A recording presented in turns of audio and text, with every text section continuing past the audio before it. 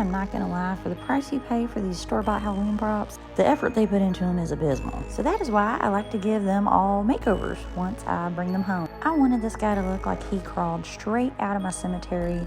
So to make him look a little dirtier and grungier, I layered a couple coats of stain. I used a dark walnut and a maple, but you can honestly go with whatever stain combination you want.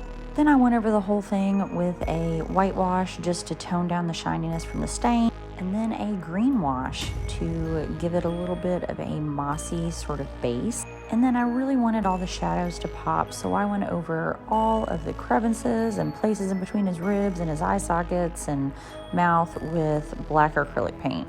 Then I got my glue gun and started gluing moss all over this guy.